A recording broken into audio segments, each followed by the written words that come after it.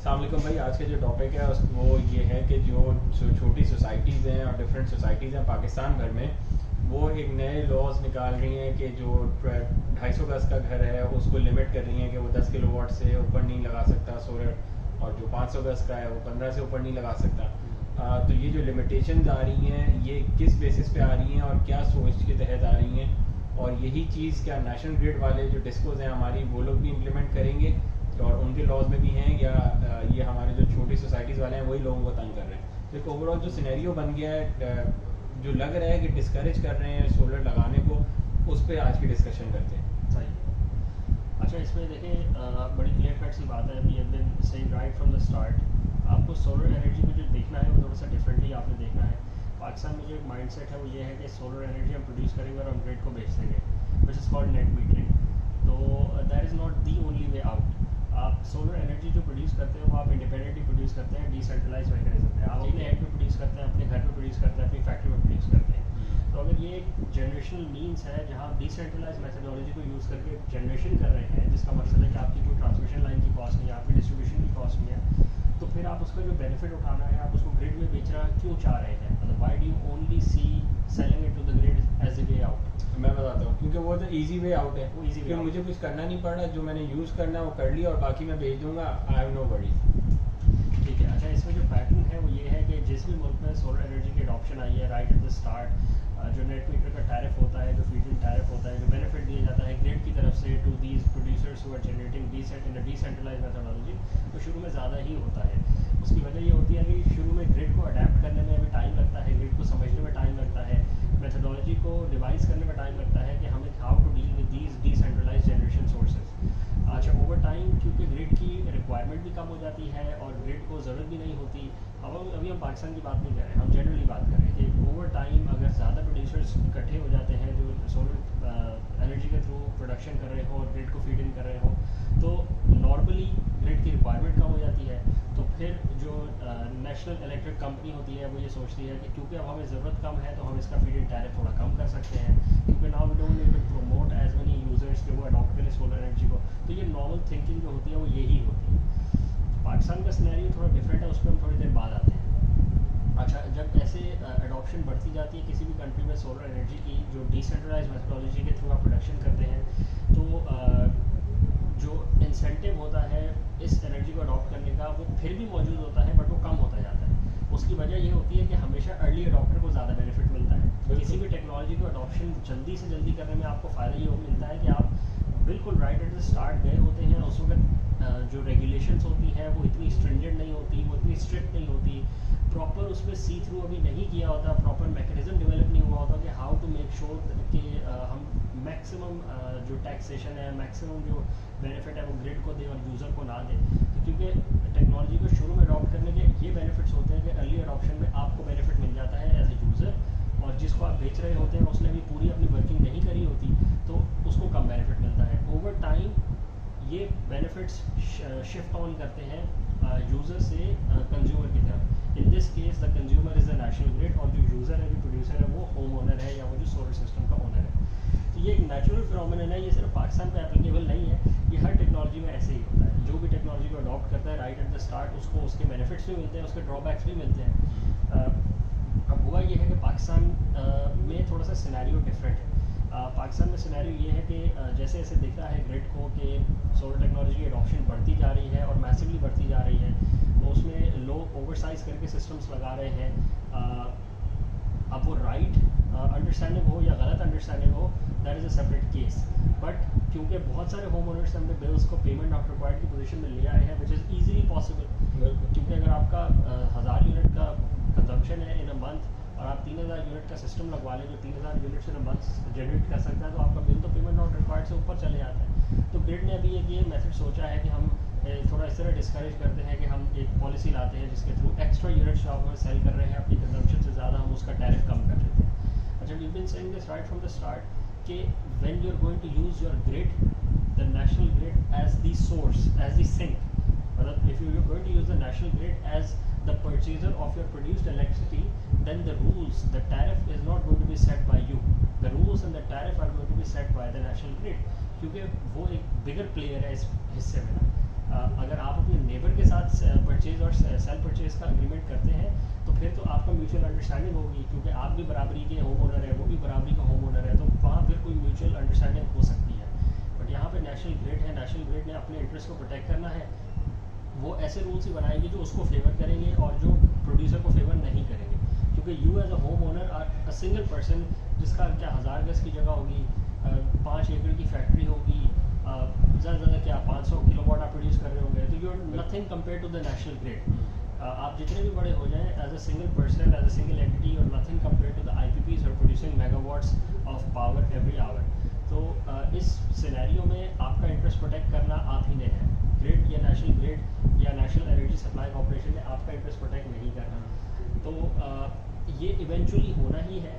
आज ये नॉर्वे पे बात हो रही है कि हम जो एक्स्ट्रा सेल कर रहे हैं यूनिट्स एज सोलर प्रोड्यूसर्स, उसको नॉर्वे पे ले आते हैं। इन द कमिंग ईयर्स या इन द कमिंग मंथ्स आप देखेंगे ये नॉर्वे से और नीचे आएगा, ये 5 रुपये पे भी आएगा, फिर ये 0 रुपीज़ पे भी जाएगा, और फिर इवेंचुअली जब ये और डिस्करेज करना चाहेंगे तो ये इसको नेगेटिव मार्केटिंग पे भी, नेगेटिव परचेज प्राइस पे भी लेके जा सकते हैं, which is a doable thing. अगर आपने मेक श्योर करना है कि ग्रिड पे जो प्रोड्यूसर्स हैं उसकी मोनोपोली IPPs के पास ही रहे या नेशनल एनर्जी सप्लाई कॉर्पोरेशन के पास ही रहे, तो फिर आप नेगेटिव परचेज प्राइस भी सेट कर सकते हैं। तो it all depends on the mindset of the national energy supply corporation. अच्छा, एनी हाउ, अब इसमें जो सोल्यूशन, जो वे फॉरवर्ड है वो ये है कि at this point in time as of today having an ordered system is still profitable. उसमें ये हुआ ये है कि प्रॉफिट रिवाइज कर लिया गया है, एनर्जी सप्लाई कॉर्पोरेशन ने रीविजिट किया है जो आपके प्रॉफिट से और उनको कम कर दिया है, क्योंकि आप उनको यूज़ कर रहे थे to bring down your electricity bill to 0। अच्छा, इसका ये मतलब नहीं है कि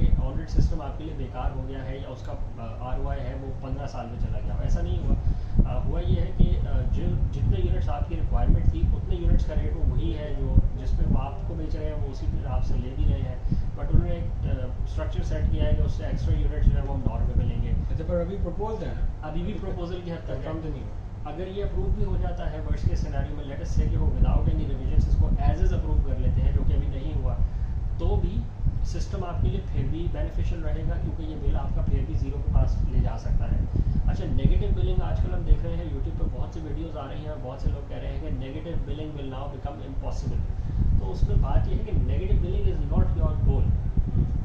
योर गोल, आप एक घर पे अपने सोलर सिस्टम लगवाते हैं अपने एक्सपेंसेस को कट डाउन करने के लिए, not as a income stream for your revenue. मतलब आप उससे 20,000 रुपये, 50,000 रुपये, लाख रुपये कमाने के लिए तो आप नहीं लगाते, आप उसको इसलिए लगाते हैं कि अगर आपका लाख रुपये का बिल है तो वो 0 हो जाए, अगर आपका इंडस्ट्री में 10 लाख का बिल है तो वो 0 हो जाए, अगर आपका 1 करोड़ का बिल है तो वो भी 0 हो जाए। तो दैट सीम्स रीजनेबल।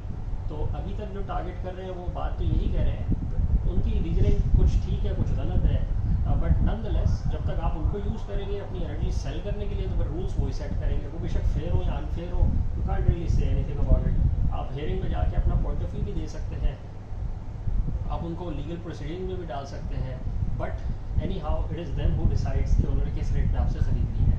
ऑल्टरनेटिवली इसमें एक और बात भी है कि इसमें दूसरे इंडिपेंडेंट पावर प्रोड्यूसर्स भी हैं जो ऑल्टरनेटिव सोर्सेज से प्रोड्यूस करते हैं, जो दूसरे सोर्सेज से प्रोड्यूस करते हैं, जिसमें फॉसिल फ्यूल्स आ जाते हैं, कोल आ जाता है, हाइडल आ जाता है, विंड आ जाती है। तो क्योंकि उनके साथ भी एग्रीमेंट्स हैं कुछ, तो उसी को वो एज अ बेंचमार्क यूज़ करती है NEPRA to revise agreements which have been done with these solar power producers. उसमें भी थोड़ा अनफेयर वो रिविजिट करती है और अनफेयर कंपैरिजन करती है, वो प्रेफर करती है पुराने इंडिपेंडेंट IPPs को, और अनफेयर एनालिसिस करके फेवर भी उन्हीं को करती है, बट स्टिल नॉनदलेस क्योंकि आप उनको सेल कर रहे हैं तो you can not be the choosers of your destiny, जहाँ पे आप किसी और पे रिलाई कर रहे हो to be the purchaser of your produce electricity.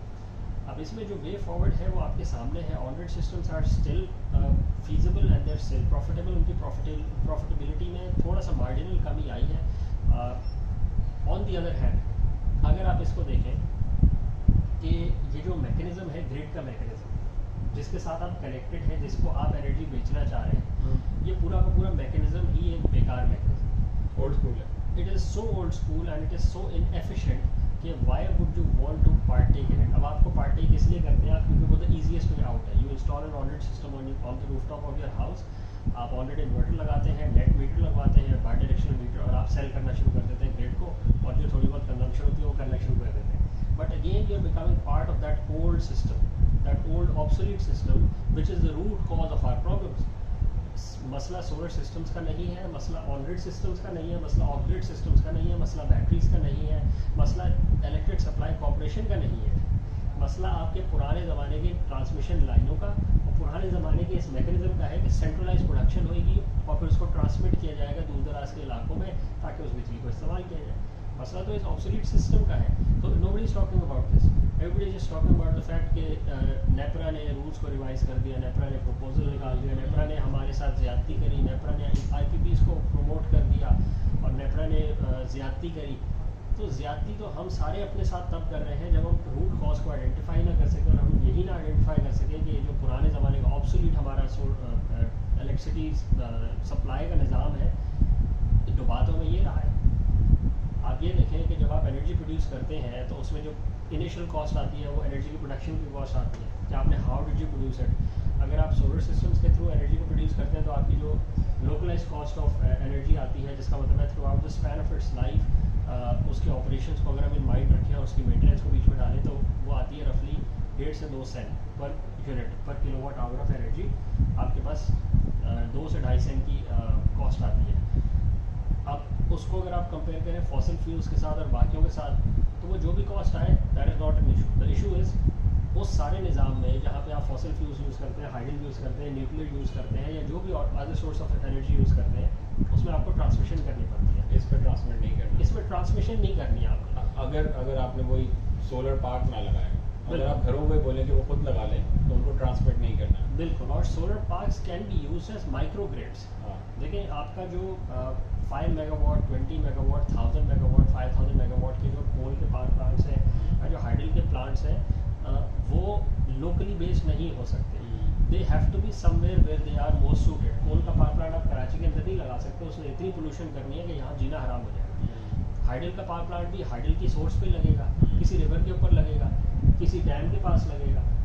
इसी तरह न्यूक्लियर की सोर्स है वो आप शहर के अंदर नहीं लगा सकते। न्यूक्लियर की सोर्स एक सेफ न्यूक्लियर फैसिलिटी में ही लगेगी जहाँ पे अगर और उसके अगेन उसकी कूलिंग मैकेनिज्म के लिए वो किसी पोर्ट सिटी में लगेगी जहाँ पे वाटर की अबंडेंस हो, वाटर को यूज़ आप करें as a source of cooling. तो उनकी लिमिटेशंस हैं। विंड के प्लांट्स विंड कॉरिडोर्स में लग सकते हैं, नॉन विंड कॉरिडोर्स में लगाने बेवकूफ़ी होती है। जैसे सोलर को आप लगा लें किसी भी सवात में जाके लगा लें आप सोलर को, तो वहाँ सोलर प्रोडक्शन तो है ही नहीं, इनएफिशिएंट है वहाँ पर बिल्कुल, वहाँ सनलाइट की रेडियंस ही नहीं है इतनी। तो if you talk about Pakistan, तो पाकिस्तान में बहुत सारे एरियाज़ हैं जहाँ पे सनलाइट की अबंडेंस है और जहाँ पे इतनी अबंडेंस है कि you can use solar energy as to create your own micro grids, जो कि यूएस में हो रहा है। क्योंकि यूएस में भी बहुत सारे रीजन्स हैं जो कि अबंडेंट सोलर एनर्जी से रिप्लीट है। अच्छा, इससे फ़ायदा ये होता है कि if you create your own energy at your own community level तो आप उसको माइक्रो ग्रिड्स के थ्रू आपस में शेयर कर सकते हैं। You don't need to create transmission lines, then you don't need to have distribution grids, जिसका मतलब है कि आपने एक major chunk of your cost है वो बचा दी। ये जो सारी इनएफिशिएंसी आ जा रही है आपकी नेशनल ग्रिड की सप्लाई में, वो मेजर जो वजह है वो ट्रांसमिशन है और फिर उसकी डिस्ट्रीब्यूशन। लॉस भी आपका ट्रांसमिशन में होता है, इनिशियल कॉस्ट भी आती है उसमें कि उस ग्रिड को, उस ट्रांसमिशन लाइन को सेटअप कौन करेगा, उस ट्रांसमिशन लाइन की मेंटेनेंस कौन करेगा, सिक्योर कौन करेगा कि वो कोई तकलीफकार उसको डैमेज ना करे, और अगर कर दे तो फिर उसकी रिपेयर कॉस्ट कौन बेयर करेगा, और उसमें जो लाइन लॉसेज है वो कौन बेयर करेगा। और at the end of the day ये सारी की सारी जो कॉस्ट है ये कंज्यूमर को बेयर करनी पड़ती है। कोई भी अपनी जेब से तो खर्चा नहीं करके उसको मेंटेन करेगा ना। तो अगर ट्रांसमिशन लाइन में नई बिछ रही है तो उसकी कॉस्ट भी कंज्यूमर ही बेयर करेगा, और अगर कोई चोरी हो रही है, लाइन थेफ्ट हो रहा है तो वो भी कंज्यूमर के एंड पे ही आएगा। तो why have such a complicated and old system जहाँ पे कोई मेंटेन आपके सामने है, it's very cut clear cut over the past 70 years आपके सामने है। लाइंस को उड़ाना कितना आसान है, कितनी दफ़ा बलूचिस्तान के अंदर लाइंस को डैमेज किया जाए, और बहुत सारी जगह में आप देखें सैलाब आते हैं, लाइंस बाहर ले जाते हैं, तकलीफकार हो या ना हो, नेचुरल कैलामिटीज़ की वजह से भी आपकी लाइन डिस्टर्ब हो जाती है। तो ओल्ड स्कूल जो मेथड है वो दैट इज़ नाउ ऑब्सोलीट। बड़ी क्लियर सी बात है, we have to move towards micro grids जिसमें आप एनर्जी स्टोर्स को भी यूज़ करें, आप मिक्स ऑफ एनर्जी को भी यूज़ करें। You have to come up with solutions which are sturdier, which are more decentralized, और जिसमें इतने components ना हो कि जिसकी cost हमें overburden कर दे और वो बिला वजह पूरे के पूरे जो end user को cost bear करनी पड़ती है उस पर हावी हो जाए। प्रोडक्शन की cost 30% और बाकी 70% cost आ जाए ट्रांसमिशन और डिस्ट्रीब्यूशन और कलेक्शन और रेवेन्यू जनरेशन की वजह से, और फिर प्रॉफिट मेथड्स में, तो कंज्यूमर किधर जाएगा? फिर यही होगा जो आपके साथ हो रहा है, इलेक्ट्रिसिटी की कॉस्ट स्काईरॉकेट कर गई है। बेशक एनर्जी क्राइसिस आया हुआ है, बट आगे इनएफिशिएंसीज इतनी है, इतना बेकार निज़ाम बनाया हुआ है कि एनर्जी क्राइसिस अलग आया हुआ है और इनएफिशिएंट निज़ाम एक अलग हावी हुआ है। असल क्राइसिस तो ये हुआ जो नेपरा ने अभी मीटिंग करी है, उसमें भी उन्होंने ये एक्सप्लेन किया है कि हमारी फ्यूल की कॉस्ट कितनी है और ये एक्स्ट्रा कॉस्ट कितनी है। उसमें भी वो यही कह रहे थे कि 70% रफली जो हमारी ट्रांसमिशन और डिस्पोज की कॉस्ट है। कहा उन्होंने तो- यही है। तो फिर इतनी इनएफिशिएंट चीज़ और हम बाय कर रहे हैं। बिल्कुल, and then nobody is talking about it. हाँ। द फैक्ट इज कि बेशक ये है और बेशक ये भी गलत है कि जो भी आईपीपीज जो भी घर पे बैठ के अपनी एनर्जी प्रोड्यूस करके इस ग्रिड को बेच रहे हैं, उनका बेनिफिट नेपरा ने कम किया है।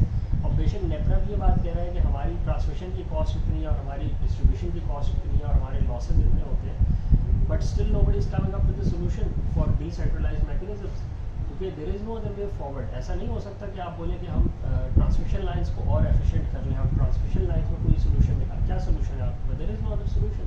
देयर इज नो पॉइंट ना कि आप ओल्ड स्कूल मेथड पे और पैसे लगाते रहें। आप ये भी तो सोचें। आप जोर लगाते रहे कि आपकी हाँ। आईसी इंटरनल कंबशन इंजन की गाड़ी है, आप बोले मैं उसको और efficient कर लूँगा। इतना एफिशिएंट कर लूँ कि वो इंटरनल कंबशन इंजन ही कुछ और बन जाए। ऐसा नहीं होता। It is not technically possible कि इंटरनल कंबशन इंजन को आप एक उसकी अपर थ्रेशोल्ड होता है, उसके ऊपर आप नहीं ले जा सकते। ठीक है, there will still be methods to make it more efficient, but new technology surpasses old mechanisms in such a way कि एक जंप करने का आपको मौका मिलता है, लीप फ्रॉग कर लेते हैं, यू जंप माइल्स अहेड, क्योंकि टेक्नोलॉजी नहीं होती है तो then you don't need to deal with the old obsolete mechanisms, तो आपको बेनिफिट मिलता है, लाजमी सी बात है। तो अभी अंडरस्टैंडिंग की बात है, हमें इसी बात को प्रमोट करना है कि नए टेक्नोलॉजिकल मेथड्स को इन्वॉल्व किया जाए, सोलर एनर्जी को उसकी फुल कैपेसिटी में इस्तेमाल किया जाए। सोलर एनर्जी सिर्फ यही नहीं है कि आपने सोलर का जो मॉड्यूल है वो अपने रूफटॉप पे लगाया, उससे बिजली प्रोड्यूस कर दी, फिर उस बिजली को प्रोड्यूस करके आपने किया क्या उसका? आपने खुद यूज़ करा, आपने बैटरी बैंक में डाला, आपने अपने लेबर को दिया, आपने अपनी कम्युनिटी में दिया, आपने उसको स्टोरेज सेल्स में यूज़ किया, आपने मोल्टन एनर्जी बैंक्स में यूज़ किया, आपने रीडॉक्स सेल्स में यूज़ किया, आपने massive container storage lithium banks में यूज़ किया, आपने कैसे यूज़ किया? How did you use that? या फिर आपने उठा के उसी ग्रिड में डाल दिया और बोला कि अब ग्रिड के ऊपर ही एक और बर्डन ऐड हो गया कि मैंने भी जो बिजली बना के दे दिया, मुझे भी उसके पैसे दे दो। तो ठीक है, it is a way which is being done through out the world, but through out the world ये भी हुआ है कि जो टैरिफ फीड इन टैरिफ है वो कम हुआ है। तो anyhow we have to deal with it, it is a part, it is a consequence of adopting solar energy. ठीक है, Pakistan is not at that stage, हमने अभी इतनी सोलर जनरेशन नहीं करी कि हमारी जो ग्रिड है वो हमें डिसएडवांटेज करे और फीड इन का टैरिफ कम करे हमारा। ठीक है, वी आर नॉट लेकिन तब भी कर रही है। But nonetheless it has to be done at some point in time. तो बेटर नाउ देन नेवर। अगर उन्होंने एक झटका दिया है हमें as home owners, as producers of solar energy, तो we should come up with a solution for it. बिल्कुल। अभी दुनिया इन्हीं मामला को अडॉप्ट कर रही है कि सही है, अगर ग्रिड को हमारी एनर्जी नहीं चाहिए तो हम उसका क्या करें? तो दुनिया ने इसका सोल्यूशन निकाला है, माइक्रो ग्रिड्स। वो खुद स्टोरेज कर लें। वो खुद स्टोरेज कर रहे हैं। हमारे जहन में अभी भी ये है कि lithium ions are also useless और redox cells are also useless और lead acid are also useless. तो अगर हम इतने रिकैसिट्रेंट रहेंगे, इतने स्टबर्न हो जाएंगे कि we throw away a technology and then claim it as the most useless technology in the world, तो फिर हमारा ही लॉस है, किसी और का लॉस तो नहीं है। We have to become more open minded, we have to look for better solutions, we have to look elsewhere. उन मुल्कों की तरफ देख लें जिन्होंने इस पर रिसर्च पहले से कर ली है और उसी में से हम डिराइव कर लें कि हमारे लिए बेस्ट मैकेनिज्म क्या है और फिर हम उसको ऑप्टिमाइज़ कर लें अपनी सॉल्यूशंस के लिए, rather than being stubborn and rather than being stuck at पुराने ज़माने की थिंकिंग में फंस जाएं और पुराने मैकेनिज्म्स को ही देखें कि they are the only way out. तो ऐसा नहीं है, we have to look around, we have to be more open minded and we have to keep on discussing, we have to make sure that our discussions are more open minded and they are broader and they look for out of the box solutions which are relevant for us। बेकार solution ऐसे भी solutions होने चाहिए जो पाकिस्तान के लिए relevant ना हो, जैसे थर्मल एनर्जी स्टोरेज भी है, but for Pakistan it's not suitable, we don't need thermal energy storage. तो anyhow we have to keep on looking for answers. Answers are not reactionary होने का फ़ायदा नहीं है, मतलब नेपरा ने एक स्टेप लिया है तो being reactionary to it is in some sense beneficial, but that should not be our only action against it। We have to come up with our own solutions to the problems that are being created by any government body। आप ये देख सकते हैं कि ये तो अभी government body ने हिंड्रेंस क्रिएट करी है। इन द कमिंग डेज अगर सिलिकॉन की शॉर्टेज दोबारा होती है, लेट अस से फॉर सम रीज़न या फिर प्राइसेस सोलर पैनल्स की ज़्यादा ऊपर चली जाती है, then again we have to come up with a solution for it. we'll have to look for other ways to bring down the cost of solar panels that we purchase it at.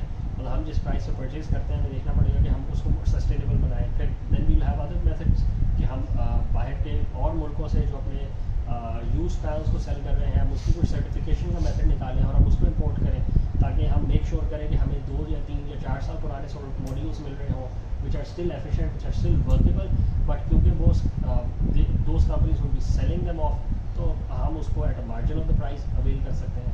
तो anyhow we have to come up with solutions. कोई भी situation में changing की वजह से ये नहीं होता कि वो पूरा का पूरी इन्वेस्टमेंट आपकी ज़ाया हो गई या टेक्नोलॉजी बेकार हो गई, फ्रॉड हो गया. ऐसा नहीं है आपके सारे पैसे ज़ाया हो गए, ऐसा नहीं होता. You have to come up with solutions. ऑनरेट सिस्टम्स जिस दिन ₹0 पे नेट मीटर टैरिफ हो जाएगा, अगेन जिसके यहाँ ऑनरेट सिस्टम लगा हुआ है वो स्टिल यूज़फुल होगा. तो यूज़फुल इसलिए होगा क्योंकि सिर्फ ऑनरेट इन्वर्टर उतारना है और आपने ऑफ ग्रिड या हाइब्रिड इन्वर्टर लगा लेना होगा और आपने बैटरी बैंक को इन्वॉल्व करना होगा, and then you can use that energy by yourself again. तो सॉरी, एज लॉन्ग एज कि आपके पास मीन्स हो, मैकेनिज्म हो, you have to be smart enough to utilize those mechanisms to make them work for you. और आपको इतना smart होना पड़ेगा कि क्योंकि ये बहुत तेज़ी से चेंजिंग आ जाती है इस टेक्नोलॉजी में. एटलीस्ट तो टेक्नोलॉजी में भी, और ये जो हमारे नेपरा इन लोग ये भी बहुत तेज़ी से हमें घुमा देते हैं.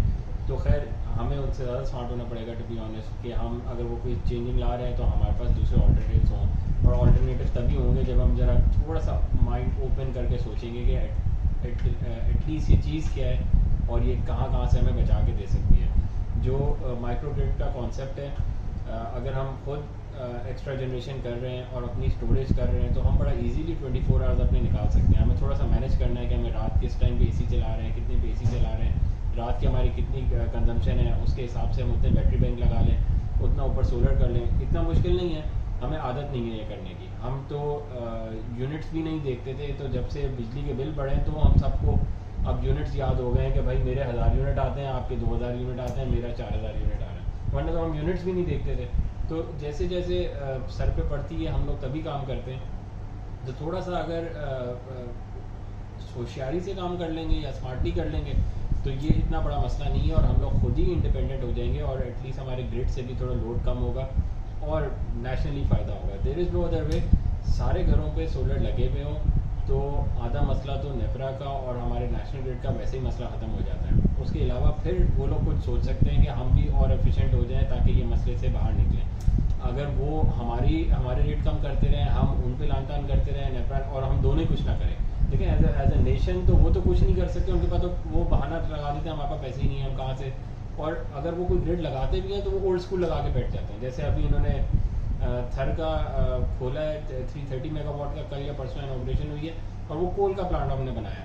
तो इन 2022 हमने कोल का प्लांट लगा लिया है 330 मेगावाट का, क्योंकि हमारे पास कोल है. कोल तो हमारे पास पिछले 75 ईयर से था, पर हमने 2022 में कोल का प्लांट लगा के बैठ गए.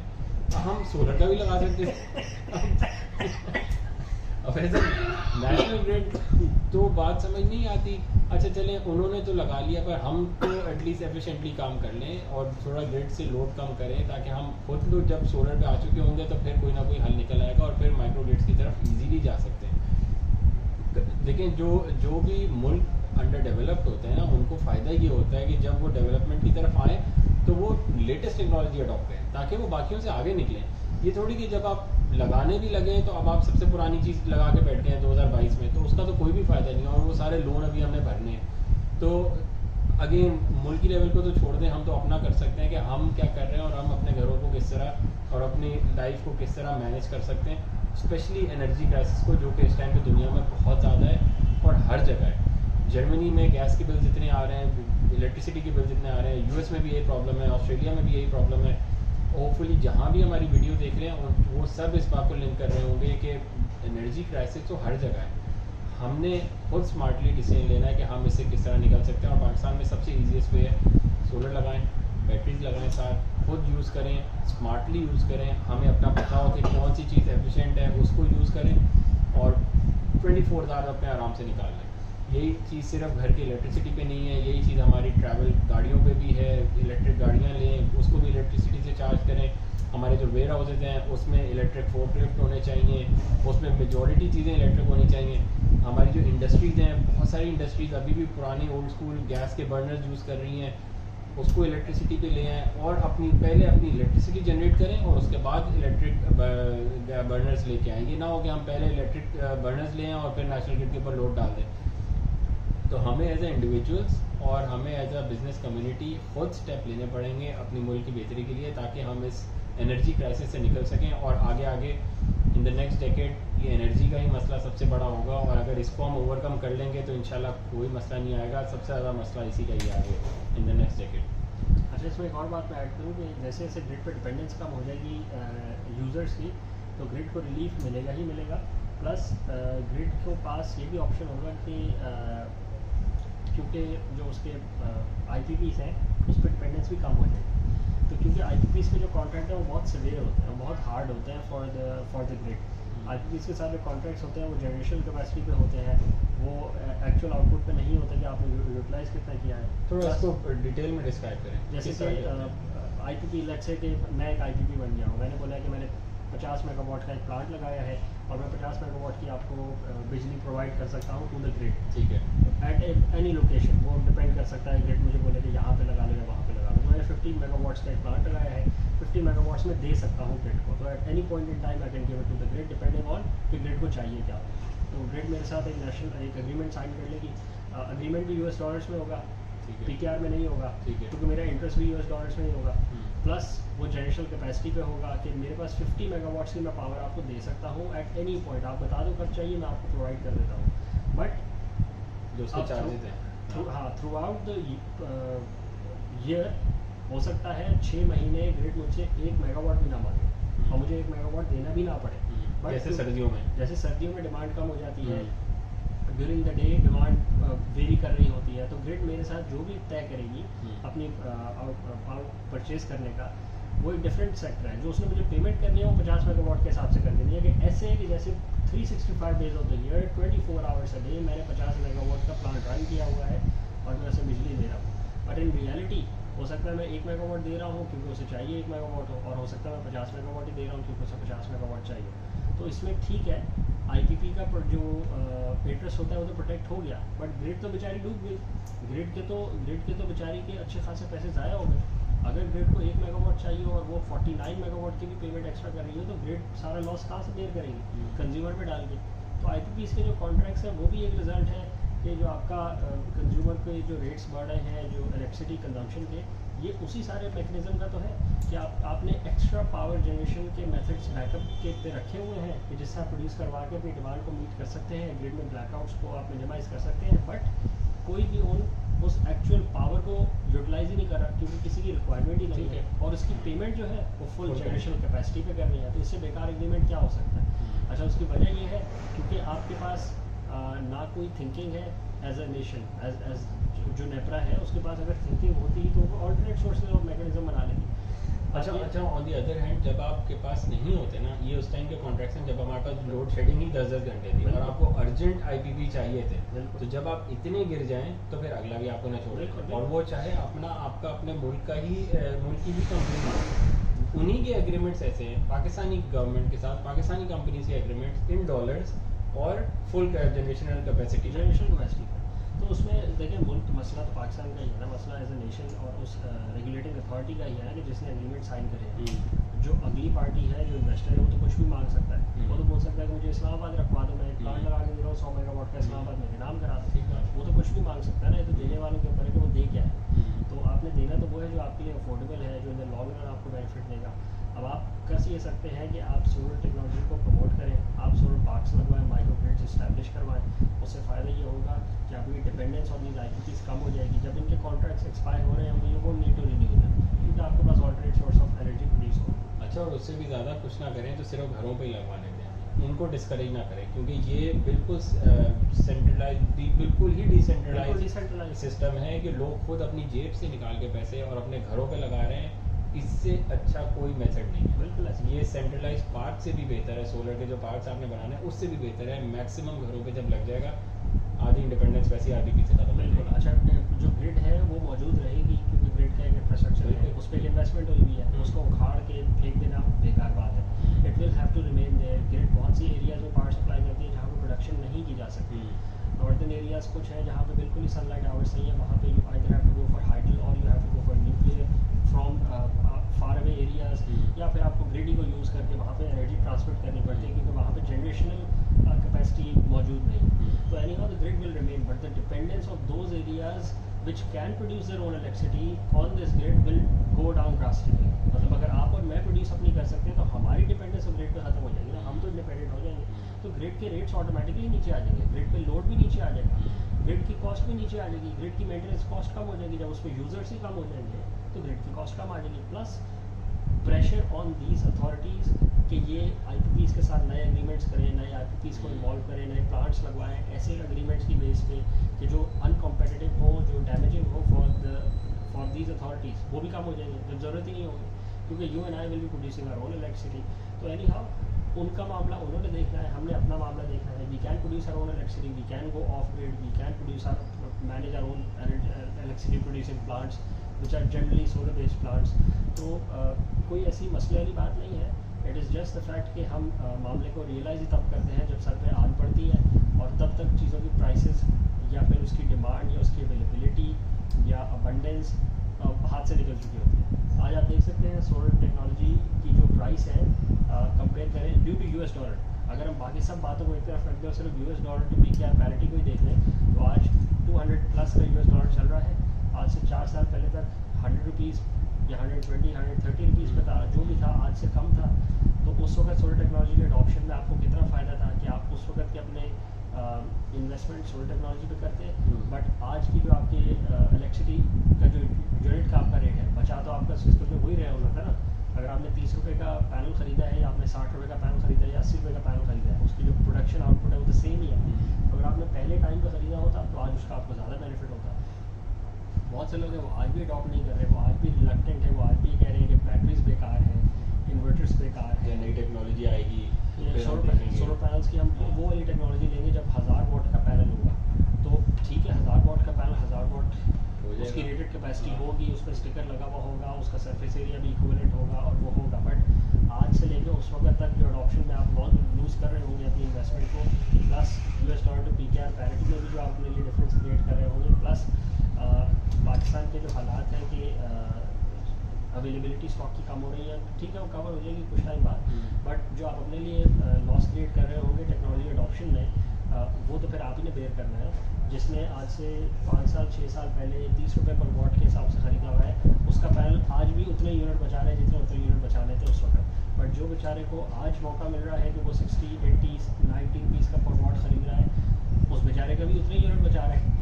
तो कहने का मकसद है कि अर्ली अडॉप्शन में आपको फ़ायदा उस वक्त हो जाता है क्योंकि अर्ली अडॉप्शन फॉर पाकिस्तान है, not early adoption for the technology itself. Technology तो मेच्योर हो चुकी है, मेच्योर होकर अब तो बेचारी अपने नए फेज़ में जाने लगी है। अब तो ऑल टुगेदर आप देखेंगे फेज़ शिफ्ट आ जाएगा। जब टेक्नोलॉजी में जंप आएगा तो आप एफिशिएंसी देखेंगे जंप करेंगे। तो नॉनदलेस पाकिस्तान के लिए अडॉप्शन की इनिशियल फेज़ था, तो उसमें भी अडॉप्ट करने का आपको इतना फ़ायदा था कि शुरू में आप देखें ना आपको बेनिफिट ज़्यादा मिलता है। आहिस्ता आहिस्ता जिन्होंने सिस्टम 2015 में लगवाए थे उनकी सिस्टम की ROI तो अब तक क्या तो 2 दफ़ा ROI निकल चुकी है। तो they don't need to worry about the fact कि उनके इलेक्ट्रिसिटी के टैरिफ कम हो रहे हैं। Financially they don't need to worry about, they don't need to pay back the investments that they have acquired for the adoption of the system. तो depends upon the person कि वो कितने smart है and how well do they play the game of cat and mouse की race है। Things become tough, you have to come up with a solution for it. Energy crisis becomes more dominant, you have to come up with a solution for it. Government agencies अगर आपके लिए मुश्किल rate में cell करने का तो you have to come up with a solution for it. आज ये प्रॉब्लम्स है, कल को भी और प्रॉब्लम्स आएंगी, नॉनदलेस प्रॉब्लम्स आती रहती हैं, उसके सॉल्यूशंस निकालने होते हैं। रैप अप करें आज के लिए, चैनल को लाइक करें, सब्सक्राइब करें, ज़्यादा से ज़्यादा लोगों तक शेयर करें ताकि जो भी इंफॉर्मेशन है सब तक पहुंच सके। और हमारे चैनल को देखने के लिए बहुत शुक्रिया, थैंक यू।